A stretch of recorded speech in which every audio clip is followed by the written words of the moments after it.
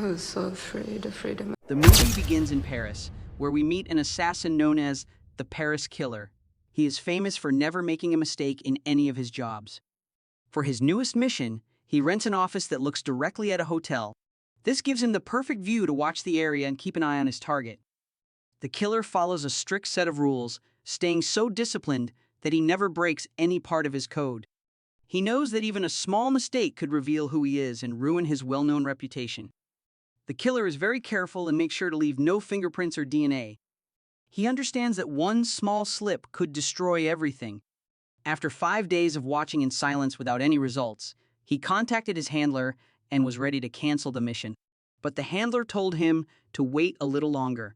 He didn't really want to, but he agreed to watch for 2 more days. That night, while quietly getting his weapons ready, he was surprised by the sound of footsteps. He quickly became alert and tense until he saw it was just a courier. The messenger said nothing, dropped an envelope on the floor, and quickly left. Later that night, he woke up suddenly and saw movement in a room on the top floor. His target had finally shown up. Without waiting, he got his rifle ready and took position, aiming for the perfect shot. He carefully worked out every detail, the angle, wind speed, and anything else that could change the path of the bullet. Everything seemed just right for a perfect kill. But when he pulled the trigger, the shot missed and hit the woman next to the target instead. Realizing right away that things had gone wrong, he moved fast, wiping away all signs that he had been there. Without looking back, he went straight to the airport, leaving behind a mess that couldn't be fixed. In a hurry to leave the office building, he carefully cleaned up anything that could connect him to the scene. As he left Paris, the killer called his handler to say the mission had failed. The handler warned him that there could be problems, but the killer stayed calm and emotionless. With cold confidence, he told them he would take care of it. But just as he was feeling in control again, he saw someone suspicious nearby, which made him tense up right away. His gut told him the person might be a hired killer sent to take him down.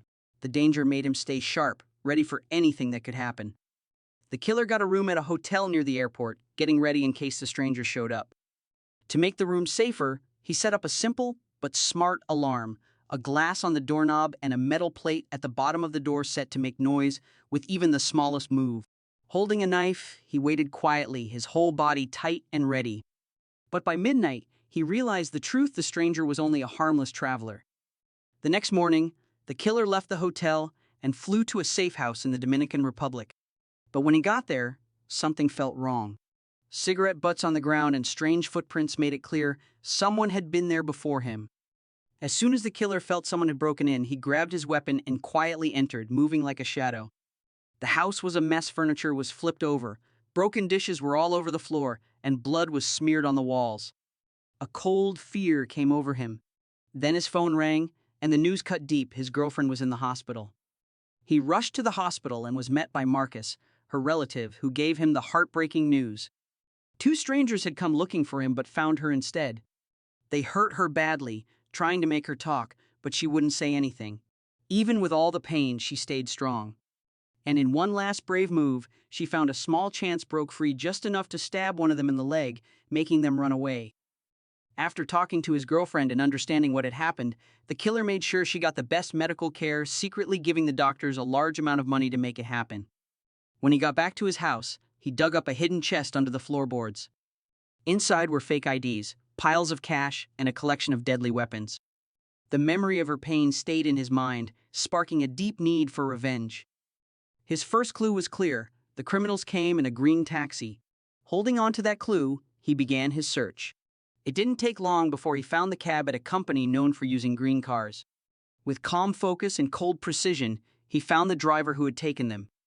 Every step he took was careful and steady, his sharp eyes catching every detail as he moved closer to his target. At night, the killer sneaked into the office building and searched through files until he found the taxi driver's name: Leo Rodriguez. With a description ready, he started tracking him, quietly watching everything Leo did, waiting for the right time to act. When the moment came, he got into Leo's taxi without being seen and waited. As soon as Leo sat down in the driver's seat, he felt the cold metal of a gun pressed against his head. Frozen with fear, Leo had no choice but to do what he was told. With the killer's cold, sharp eyes locked on him, he nervously told everything he knew about the man and woman he had driven the day before. His hands trembled on the steering wheel as he realized the awful truth: this wasn't just any man. This was a hunter, cruel and unstoppable, who would do anything to get the answers he needed. Shaking with fear, the driver did everything he was told, his hands shaking as he said he had picked up the two people from the airport. That was all the killer needed. Without waiting, he killed the driver, making sure no one was left to talk, and vanished into the night. His next stop was New Orleans. When he arrived, he rented a white truck and went straight to one of his hidden safe houses. Inside, he opened a locked storage unit and found a stash of fake license plates, guns, and bullets.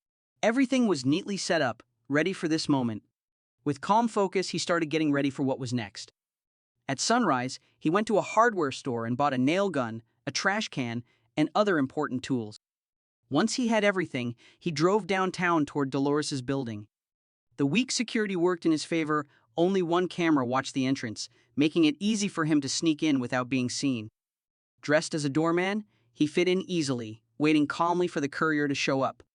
As soon as the courier walked in, he acted fast, sliding through the closing door at just the right time.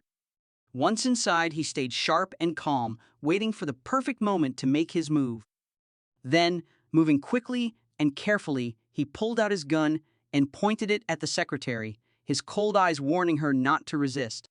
Too scared to move, she had no choice but to do what he said. As soon as the courier left, the killer acted fast, stepping into the office of Lawyer Hodge, his handler. Without waiting, he told them to tie up Hage and his assistant, then calmly destroyed every computer and tablet he saw, wiping out all the data. He turned to Hage and asked for the names of his clients. But the handler stayed strong and didn't give up any names. Instead, he looked the killer in the eyes and gave a cold warning his mistake couldn't be forgiven, and the results were already happening. No one would forgive him, the handler said. In a world that would always remember, telling the truth was the only way left, his last chance to make things right. Without waiting, the killer lifted the nail gun and fired, sending a nail deep into Hage's chest. His voice was calm, his demand clear: he wanted a name. Hodge had only a few minutes to answer, but death came faster than words, taking him without a sound. Seeing it happen, Dolores knew there was no escape. She looked at the killer with quiet acceptance, asking only one thing: make it fast, make it painless. If nothing else, she hoped her death would make sure the life insurance she set up would help her children, a last way to protect them from a future she couldn't avoid. The killer didn't wait. He gave the secretary what she asked for, not because he felt sorry, but because she had the answer he needed. She was the only one who knew the name of the client who caused his girlfriend's pain. Her life was a cost he was ready to pay to get what he wanted. With the job done, the killer and the secretary quietly left the office building and vanished into the night. They were headed to her home. The next part of his carefully planned mission was about to start. After throwing the lawyer's body into a nearby dumpster, he came back and found Dolores trying hard to get free. But her hands were tightly tied, so there was no escape. She was still completely under his control. Accepting her fate, she gave up and shared the important details that led to a client in Chicago. Once the killer got the information he needed, he acted without delay. With a quick, skilled move, he broke her neck and let her body fall down the stairs, carefully making it look like a sad accident. His work was perfect, no loose ends, no room for mistakes. The killer carefully cleaned everything, removing all signs of his presence, including the lawyer's body, until there was nothing left. A few days later, he focused on Florida, ready to track down his first target, a man called Brute. After watching Brute's house, he studied every part with sharp attention. The man wasn't by himself, he had visitors, and even worse, a dangerous guard dog that had to be handled. Without waiting, the killer stopped at a grocery store nearby and bought ground beef and sleeping pills. With his plan ready, he went back to Brute's house to begin the next step. That night, Brute met with a group of thieves at a casino where they spent the evening gambling and spending their stolen money. Hours later, Brute left the group and went home alone, exactly the chance the killer had been waiting for. With calm focus, he first dealt with the guard dog by throwing it ground beef mixed with sleeping pills. In just a few moments, the once angry dog went quiet and fell into a deep sleep from the drugs. With the danger gone, the killer entered the building, moving slowly and without making a sound. He knew where Brute was inside the bathroom. The mission was almost done. As soon as the killer walked in, Brute attacked him, thinking he was a bold thief. A fierce fight broke out, with both men using all their strength. But the killer didn't plan to stay long. This was just the beginning of his revenge. As he left the house, a new danger appeared. The dog had woken up, its angry growls warning it would tear apart the stranger who had broken in. Just barely avoiding the dog, the killer acted fast without a pause. He threw a Molotov cocktail through the window and watched as fire spread, burning away all signs he had been there. His job was done. With his next target in New York, he moved quickly, buying a regular ticket, washing off the blood in a cold shower, and getting ready for the next step in his mission. The killer rented a normal car, easily blending into the city as he drove toward the home of the specialist, the woman who helped attack his girlfriend. He had fake papers and a new name, but he didn't know what she looked like. So, he waited. His patience paid off when a blonde woman showed up. Focusing on her, he followed from a safe distance, staying close as they reached a traffic light. It was the perfect time. His hand was close to his weapon, ready to act. But something made him stop. Instead of shooting, he chose a new plan. He let her go and followed her to a restaurant where he would meet her in person. The specialist froze with fear when she saw the man in front of her, the determined killer looking for payback for the crime she had once helped cover up. Fear closed in on her, but she tried to hide it, quickly searching for something to say. She talked about orders she had to follow and things she couldn't control.